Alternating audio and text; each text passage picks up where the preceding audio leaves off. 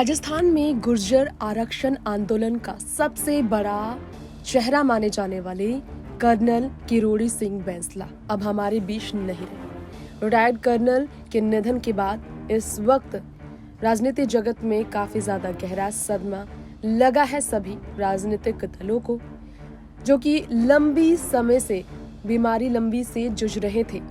उनके गुरुवार को हुए निधन की खबर आने के बाद इस वक्त सभी ने उन्हें श्रद्धांजलि अर्पित की है। ऐसी शख्सियत थे वो जिनके इशारे पर पूरा राजस्थान थम जाता था। लोग हफ्तों रेलवे ट्रैक पर बैठे रहते थे उनके लिए। शिक्षक के तौर पर अपने करियर की शुरुआत करने वाले किरोड़ी सिंह बैंसला की बात की जाए तो अपने पिता के फौज में जाने के बाद फौज की तरफ उन्होंने अपना रुझान व्यक्त किया था। वहीं सेना की राजपूताना राइफल्स में बतौर सिपाही वो भर्ती भी हुए थे। साल 1962 के भारत चीन और साल 1965 के भारत पाकिस्तान के युद्ध में भी वो शामिल थे। किरोड़ी सिंह बैंसला पाकिस्तान में युद्धबंदी भी रह चुके थे।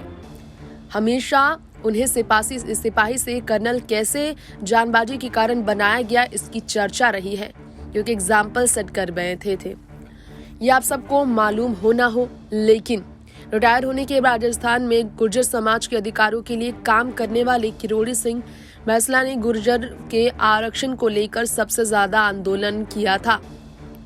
मीणा समुदाय को अनुसूचित जनजाति का दर्जा दिया गया था राजस्थान में, और सरकारी नौकरी में खासा प्रतिनिधित्व भी मिला था। उनके आंदोलन की वजह से ये भी बताया जाता है कि वो हक उन्हें गुर्जरों को दिलाने के लिए उन्होंने आंदोलन किया था। सरकारी नौकरियों में 5% आरक्षण दिलाने में गुर्जरों के लिए वही कामयाब हुए थे।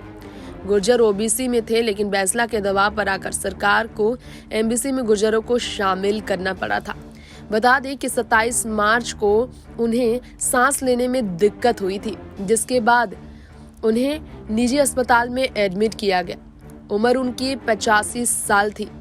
पहले उन्होंने 2 बार कोरोना का संक्रमण में आने के बाद तकलीफ झेली।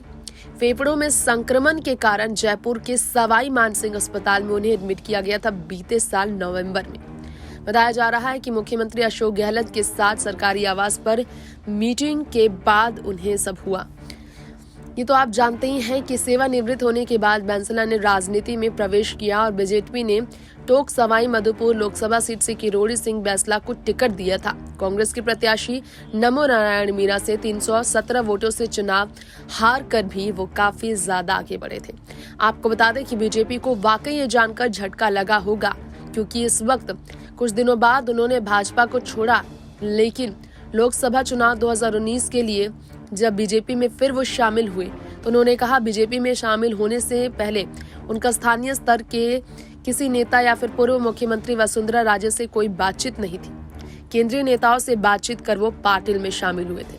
गौरव के साल 2008 में गुर्जर आरक्षण के कारण तत्कालीन मुख्यमंत्री वसुंधरा राजे को उन्होंने काफी चुनौतियां झेली थी, और झेलवाने के लिए वही साहब भी थे और किरोड़ी साहब भी थे जो सबसे ज्यादा गुर्जर आरक्षण को लेकर आंदोलन करते नजर आए थे। इसका प्रभाव बीजेपी को विधानसभा चुनाव में झेलना पड़ा, सामना हार का करना पड़ा था।